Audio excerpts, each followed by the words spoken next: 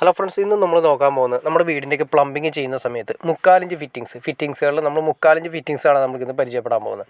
ഇത് 3/4 ഇഞ്ചിന് വരുന്ന MTA ആണ് വരുന്നത്. MTA എന്നാണ് ആ ഫിറ്റിങ്സിൻ്റെ പേര് വരുന്നത്.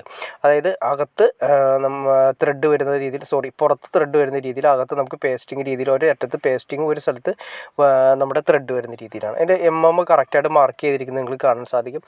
25 എന്ന് കറക്റ്റായിട്ട് അതിനകത്ത് മാർക്ക് ചെയ്തിട്ടുണ്ട് കേട്ടോ. 25 3/4 ഇഞ്ചിന് കറക്റ്റായിട്ട് മാർക്ക് ചെയ്തിട്ടുണ്ട്. പിന്നെ അതിൻ്റെ ഗേജും കാര്യങ്ങളും മാർക്ക് ചെയ്തിട്ടുണ്ട്.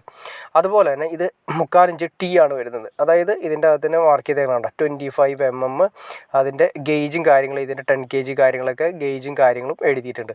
അത്യാവശ്യം നമ്മൾ പമ്പിങ് 3/4 ഇഞ്ചൊക്കെ ഉപയോഗിക്കുന്ന സമയത്ത് 10 kg ഫിറ്റിങ്സുകൾ ഉപയോഗിക്കുന്നതാണ് ബെറ്റർ. പല ടൈപ്പുള്ള കേജിൽ വരുന്ന മെറ്റീരിയൽസ് നമുക്ക് കിട്ടും. ഇത് എൽബോ ആണ്, അതായത് 90 ഡിഗ്രിയിൽ വരുന്ന എൽബോ ആണ് ഉപയോഗിക്കുന്നത്.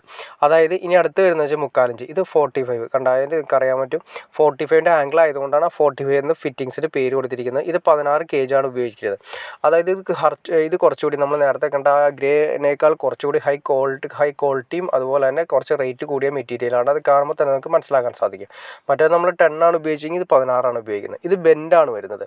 ചില സ്ഥലങ്ങളിൽ നമുക്ക് ബെൻഡ് യൂസ് ചെയ്യേണ്ടി വരും. അത് വെള്ളത്തിൻ്റെ ഫ്ലോ കാര്യങ്ങളൊക്കെ കുറച്ച് കൂടുതൽ കിട്ടണമെങ്കിൽ നമുക്ക് ബെൻഡ് ഉപയോഗിക്കുന്നതാണ് ഏറ്റവും നല്ലത്. എൽബോനേക്കാൾ നല്ലത് ബെൻഡ് ഉപയോഗിച്ച് കഴിഞ്ഞാൽ അത്രയും കൂടി അതായത് ഫ്ലോ കൂടുതൽ കിട്ടും. അതിൻ്റെ കാരണം എന്താണെന്ന് വെച്ചിട്ടുണ്ടെങ്കിൽ വേറെ ഒന്നുമല്ല, അതായത് മറ്റേത് എൽബോ ആവുന്ന സമയത്ത് 90 ഡിഗ്രി വരുന്നു, ഇതാവുന്ന സമയത്ത് ഒരു കർവ് സിസ്റ്റം വരുന്നു.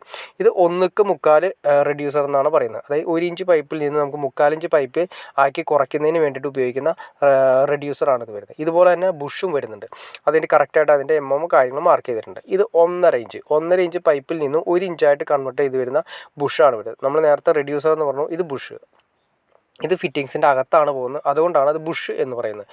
അതുപോലെ തന്നെ മറ്റേത് റെഡ്യൂസർ എന്ന് പറയാൻ കാരണം ഇത് നമുക്ക് ഫിറ്റിങ്സിൻ്റെ പുറത്ത് ബിച്ചിനോട് ചേരിടാൻ സാധിക്കും. അതുകൊണ്ട് നിങ്ങൾ തമ്മിൽ അതിന് വ്യത്യാസം നിങ്ങൾക്ക് മനസ്സിലാക്കാൻ സാധിക്കും കേട്ടോ. ഏകദേശം നമുക്ക് ഇത് പുറത്താണ് ഇടുന്നത്, മറ്റേത് നമുക്ക് ഫിറ്റിങ്സിൻ്റെ അകത്ത് ഇടുന്നതുകൊണ്ട് അതിന് ബുഷ് എന്ന് പറയുന്നു. ഇതിന് നമ്മൾ റെഡ്യൂസർ എന്നാണ് പറയുന്നത്. അതുപോലെ തന്നെ ഇനി അടുത്ത് വരുന്നതെന്ന് വെച്ചിട്ടുണ്ടെങ്കിൽ ഓരോ ഫിറ്റിങ്സുകളും 3/4 ഇഞ്ച് ഫിറ്റിങ്സുകളുണ്ട്, അതുപോലെ തന്നെ 1 ഇഞ്ച് ഫിറ്റിങ്സുകളുണ്ട്. ഇപ്പം നമ്മൾ കൂടുതലും പരിചയപ്പെട്ടത് 3/4 ഇഞ്ച് ഫിറ്റിങ്സാണ് കംപ്ലീറ്റ് പരിചയപ്പെട്ടത്. ഇതിനതിൻ്റെ കപ്ലിങ്ങുകളുണ്ട്. കപ്ലിംഗ് എന്ന് ഉദ്ദേശിച്ചാൽ ഒരു പൈപ്പ് മറ്റു പൈപ്പുകളായിട്ട് യോജിപ്പിക്കുന്ന രീതിയിൽ നമുക്ക് യൂസ് ചെയ്യുന്നതിന് വേണ്ടിയിട്ട് ചൂടാക്കി ഉപയോഗിക്കാം, അല്ലെങ്കിൽ കപ്ലിങ്ങുകൾ യൂസ് ചെയ്ത് ഉപയോഗിക്കാൻ പറ്റും. ഇത് നമ്മൾ നേരത്തെ പറഞ്ഞ പോലെ തന്നെ എൽബോ ആണ്. അത് ഈ നമ്മൾ ഉപയോഗിക്കുന്ന എല്ലാം തന്നെ സുപ്രീമിൻ്റെ പൈപ്പ് ഫിറ്റിങ്സുകളാണ് ഉപയോഗിക്കുന്നത് കേട്ടോ. 20 എന്ന് കറക്റ്റായിട്ട് മാർക്ക് ചെയ്തിട്ടുണ്ട്. നമ്മൾ അറേഞ്ച് പൈപ്പ് വേണ്ടിയിട്ടാണ് ഉപയോഗിക്കുന്നത്. അറേഞ്ച് പൈപ്പ് എന്നാണ് പറയുന്നത്. 20 വരുമ്പോൾ അറേഞ്ചാണ് വരുന്നത്. പ്ലംബിങ്ങിൽ വരുമ്പോൾ അറേഞ്ചായിട്ടാണ് കണക്ക് കിട്ടുന്നത്. അതുപോലെ തന്നെ 25 എന്ന് പറയുന്നത് 3/4 ഇഞ്ചായിട്ട് കണക്ക് കൂട്ടും. 3/4 ഇഞ്ചായിട്ട് പറയുന്നത് 32 എന്ന് പറഞ്ഞാൽ 1 ഇഞ്ച് പൈപ്പായിട്ട് 1 ഇഞ്ചിൻ്റെ ഫിറ്റിങ്സുകളായിട്ടാണ് പ്ലംബിങ്ങിൽ നമ്മൾ പറയുന്നത്. ഓക്കെ ഫ്രണ്ട്സ്, നിങ്ങൾക്ക് ഈ വീഡിയോ ഉപകാരപ്പെട്ടെങ്കിൽ തീർച്ചയായിട്ടും ലൈക്ക് ചെയ്യാൻ മടിക്കരുത്, ഷെയർ ചെയ്യാൻ മടിക്കരുത്, സബ്സ്ക്രൈബ് ചെയ്യാനും മടിക്കരുത്. ഓക്കെ ഫ്രണ്ട്സ്, അടുത്ത വീഡിയോയിൽ കാണുന്നവരെ ഓക്കെ.